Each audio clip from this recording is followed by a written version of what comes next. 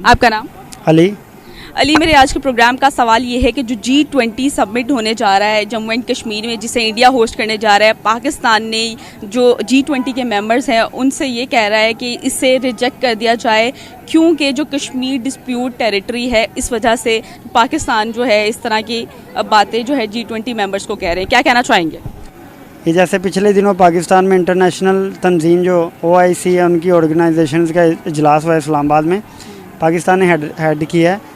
तो इंडिया ने तो कोई रोला नहीं डाला कि आप इसको इस्लामाबाद में ना करवाओ, हम इस्लामाबाद को नहीं मानते। यहाँ इस्लामाबाद जो है डिस्प्यूटेड एरिया है। बेसिकली ये तो इंडिया का हिस्सा था ना पहले, ठीक है। पूरा पाकिस्तान इंडिया का हिस्सा था, बांग्लादेश इंडिया का हिस्सा था, कई जगह थी जो इंडिया का हिस्सा। तो इंडिया ये भी कह सकता है कि यहाँ पे ये सबमिट नहीं होना चाहिए, ये तो पाकिस्तान, ये तो इंडिया का हिस्सा था। अब इंडिया की मर्ज़ी है, चाहे वो वहाँ पे G20 सबमिट करे या G1 सबमिट करे, उसकी मर्ज़ी है। वो वहाँ पे IPL कराए, वो वहाँ पे हॉकी खिलवाए, जो उनका दिल करता करवाए, हम कुछ नहीं कह सकते। अगर वो पंजाबी में कहते हैं कि अपना घर ठीक करना चाहिए। इंडिया में क्या हो रहा है भाई, यहाँ पे क्या हो रहा है, देखो पेट्रोल कितना महंगा हो गया है। इंडिया ने रशिया से पेट्रोल लेके अपने लोगों को सस्ता दिया है पेट्रोल। आप में तो इतनी हिम्मत नहीं है कि रशिया से पेट्रोल बाय कर सके, तो आप में ये हिम्मत कहाँ से आ गई कि आप G20 के ममालिक हो जो कि तरक्की याफ्ता ममालिक हैं, उनको आप कैसे कह सकते हैं कि आप इंडिया की समिट में ना जाएं। हमें तो अपने घर में बड़े इशू हैं। ये पिछले कोई 3 महीनों में हमने IMF के $900 मिलियन के चक्कर में अपने कौमी ख़जाने से $8.3 बिलियन का नुकसान कर लिया। करंट अकाउंट डेफिसिट जो है उसको खसारा बोलते हैं, वो लेके मैं खा गया है। हमारे पास तो लोन को रीपे करने के लिए पैसे नहीं हैं। हमें पहले इन चीज़ों को देखना चाहिए कि पहले जो लोन हमने लिया उसकी पेमेंट कैसे करनी है। इंडिया को हम उन ममालिक को कैसे मना कर सकते हैं? देखें, मना वो करते जिनकी इज़्ज़त हो, हमारी तो इज़्ज़त ही कोई नहीं है। क्योंकि जब से ये गवर्नमेंट चेंज हुई है, ये नया शहबाज शरीफ जब से आगे बैठा है, तो हमारी तो बिल्कुल इज़्ज़त नहीं है। अगर इनको इतना ही है कि इंडिया G20 समिट क्यों करवा रहा है, तो भाई आप में हिम्मत है तो आप करवा लो। इंडिया ने ये तो नहीं ना कहा कि आप नहीं करवा सकते। आपके कहने पे अब कोई आएगा नहीं। मेहमान उनके घर में जाते हैं जिन्होंने बंदोबस्त किया हो। मेरे घर में खाने को कुछ नहीं है, मैं 20 ममालिक के जो सरबरा उनको बुला के उन्हें मैं क्या कहूँ जी, चाय नहीं पीनी। हमारे मिनिस्टर कह रहे हैं जी चाय ना पिए, चाय बहुत महंगी है।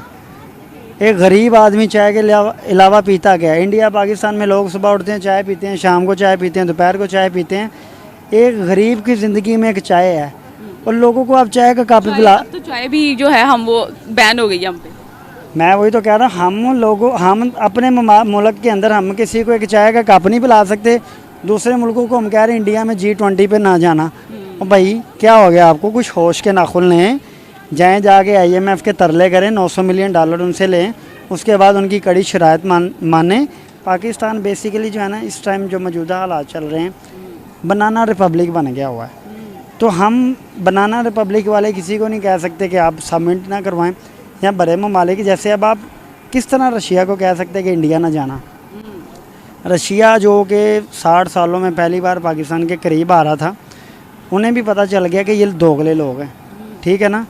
ये अमेरिका का फ़ोन आता है ना, उनका एक चपड़ासी फ़ोन कर देना, हम यहाँ पे ऐसे लेट जाते हैं, आओ सर आ जाओ, जो तुसी कहोगे वही होएगा। ये तो इनकी औकात है, ठीक है ना। हमें अपना देखना चाहिए। एक सेक्रेटरी ऑफ स्टेट जो है, एक बहुत एक मामूली सा अहदा होता है, जैसे यहाँ पे कोई 18वें स्केल का ऑफिसर नहीं होता, इस तरह का सेक्रेटरी ऑफ स्टेट है उनका वहाँ पे अमेरिका में।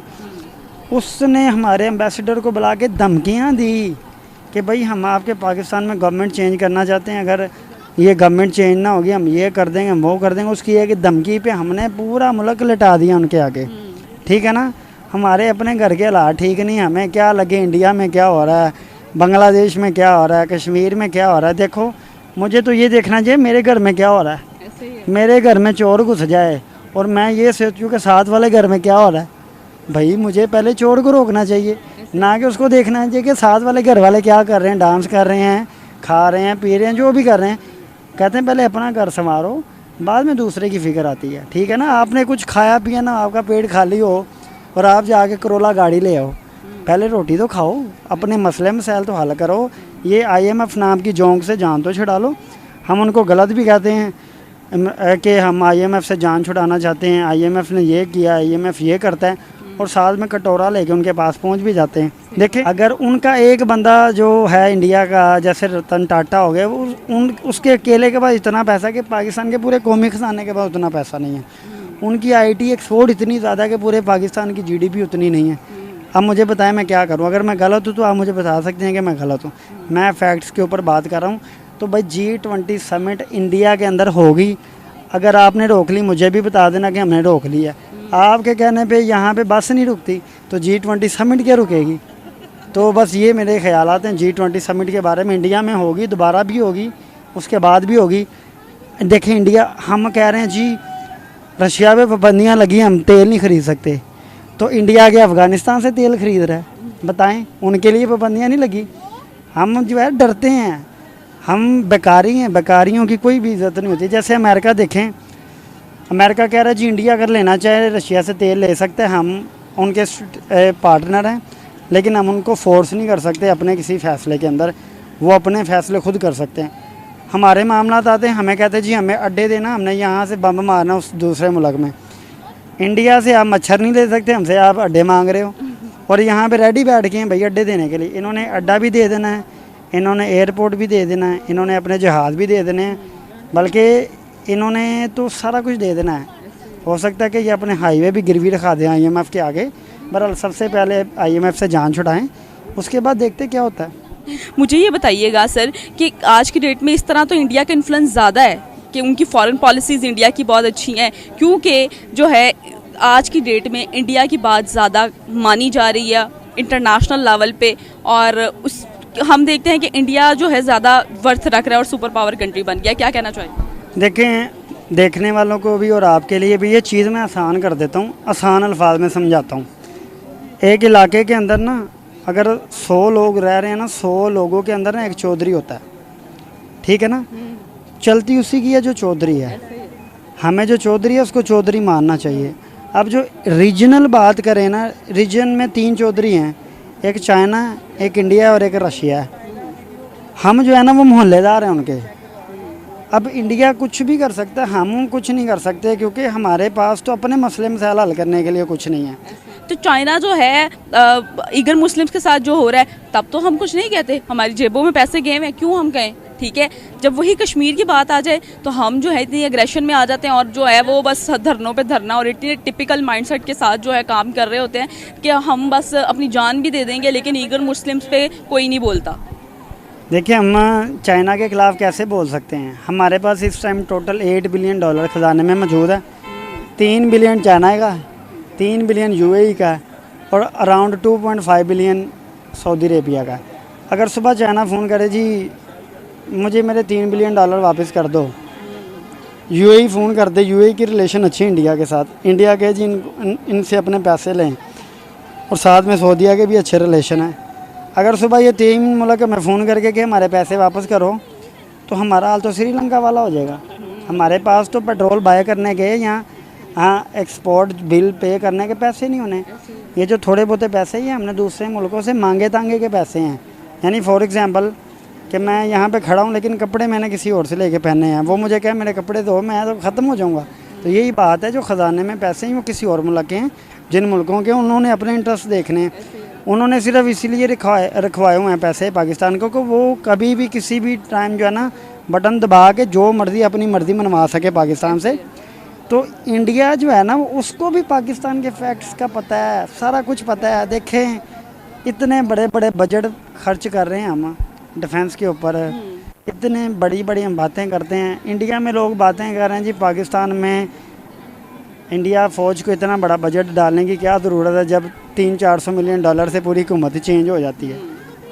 20-20 करोड़ रुपया लेके वो MNA बिक गए, यानी $1-2 मिलियन लेके एक MNA बिक गया। 20 MNA ख़रीदो, अपनी मर्ज़ी की हुकूमत ले आओ।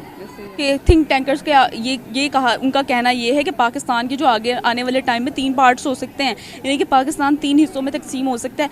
आपको क्या लगता है कि हम इस मतलब इकोनॉमिक क्राइसिस में इस कदर इन्वॉल्व हो चुके हैं, मतलब इतना गिर चुके हैं, और उसके बाद हम जो है G20 के पीछे पड़े हुए हैं, उनके मेंबर्स को रिक्वेस्ट करें, आपको लगता है कि वो रिक्वेस्ट एक्सेप्ट करेंगे?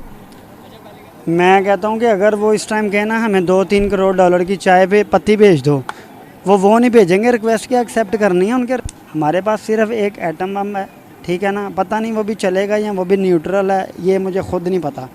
अगर हमारे पास अब एटम बम बनाना होता तो अभी तक जो है ना बलूचिस्तान ने कहीं और चले जाना था, ठीक है, कराची ने एमक्यूएम को ले जाना था कहीं और, एमक्यूएम ने कराची को ले जाना था, और साथ में पंजाब को पंजाबिस्तान बन जाना था, और साथ में कश्मीर ने पहले अलहदा हो जाना था। और देखिए हमेशा हम लोग कहते हैं कि हमारे खिलाफ साजिश हुई है, ऐसे है। साजिश कुछ नहीं होती। देखें आप है ना, आप स्ट्रॉन्ग हैं, आपके पास पैसा है, आपके पास हथियार हैं, आपके पास औजार हैं, हम कहते हैं जी हमारे खिलाफ साजिश हुई है। अगर हमें इतनी हिम्मत है तो हम क्यों नहीं किसी के खिलाफ साजिश कर लेते। चले जी अमेरिका साजिश कर रहा है, और भाई आपको किसने रोका है, आप भी साजिश कर लो। या अमेरिका कहता है कि हम साजिश कर रहे हैं, आप नहीं कर सकते, आप बैन लगाया हुआ है, या आलमी सैंक्शन है कि आप साजिश नहीं कर सकते, आप ही साजिश कर लो। इंडिया कर रहा है, आप भी कर लो, अमेरिका कर रहा है, आप भी कर लो।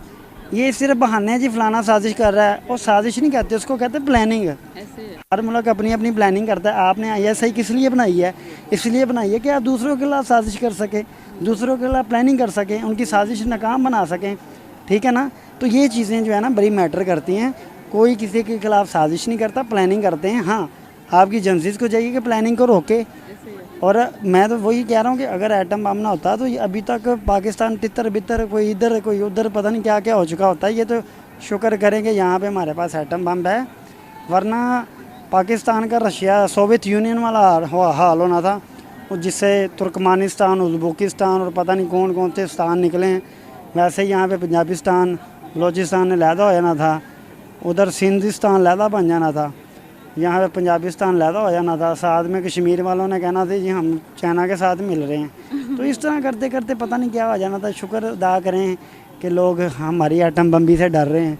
ये एटम बम ने बचाया हुआ, वरना हमें कोई ऐसी बात नहीं है बचने वाली। बिल्कुल। और जो एटम बम जिसने बनाया उसके साथ क्या सलूक हुआ वो भी आपके सामने। और जिसने एटम बम बनाया उसको घर में कैद कर दिया जी, आपने एटम बम बना दिया, अब आप घर में बैठो। वो बेचारा अपनी ज़िंदगी की आखिरी लम्हात जो है ना वो इस तरह उसने गुजारे हैं कि जैसे उसने बहुत बड़ा जुर्म कर दिया।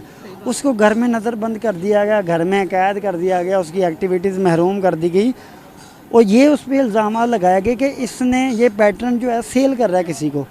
तो भाई वो बेचारा कहाँ पे, किस यूरोप में किसी मुल्क में उनके रिसर्च इंस्टीट्यूट में वहाँ पे हेड था, वहाँ पे उसने सारी रिसर्च की, एजुकेशन वहाँ से ली, तालीम वहाँ से ली, सारा तजर्बा वहाँ से उठा के पाकिस्तान लाया।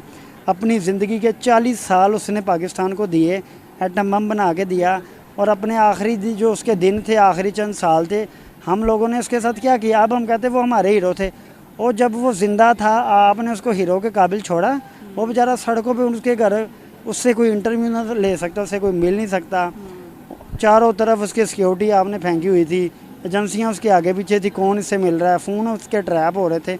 वो बेचारा अपनी ज़िंदगी जो है ना एंड वाली बड़ी मुश्किल से गुजार के मरा। वो तो दुआएं कर रहा था कि अल्लाह मैंने मौत आई है। तो ये तो हम हाल करते हैं हमारे हीरो। वही बात है कि पाकिस्तान में ये सीन है कि जितना बड़ा चोर उतना बड़ा ओहदा।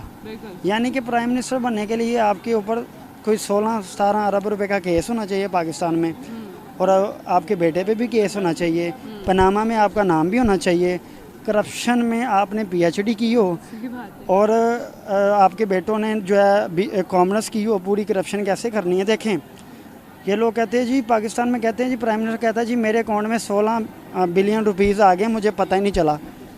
मेरे अकाउंट में आज तक 16 रुपये नहीं किसी ने डाले, आपके अकाउंट में 16 बिलियन रुपीज़ आ गए, आपको पता ही नहीं चला। अच्छा, वो जिसने डाले हैं उसका नाम क्या है, मकसूद चपड़ासी, वो उसी का अपना बंदा है, यानी उसका मुलाजिम है। उसने उसके अकाउंट में 16 अरब डॉलर डाल दिए, 16 अरब रुपए डाल दिए, और उसके अकाउंट में किसने डाल दिए ये भी पता नहीं चला। अब इन्होंने कानून पास किया जी, जो बाहर से पैसे आएंगे आप उसकी पूछताछ नहीं कर सकते। और साथ में ये भी लॉ पास कर दिया कि अगर मैं प्राइम मिनिस्टर हूँ ना, और मेरे फैमिली मेम्बर किसी के पास असासे हैं, कुछ पैसे हैं, आप हमसे पूछ नहीं सकते।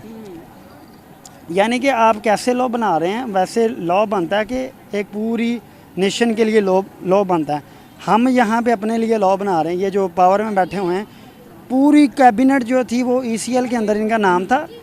ये बेचारे ख़ुद अपनी ज़मानतें कराते फिरते हैं। इनके कहने पे G20 समिट तो गया, कोई चाय की पत्ती नहीं रोक सकता। बहुत शुक्रिया सर आपका। उम्मीद करती हूँ कि आज का प्रोग्राम आपको बेहद पसंद आया होगा। इस तरह की मज़ीद वीडियोस देखने के लिए देखते रहिए मेरा यूट्यूब चैनल। आप लोगों से रिक्वेस्ट है कि फेसबुक पे जाएं।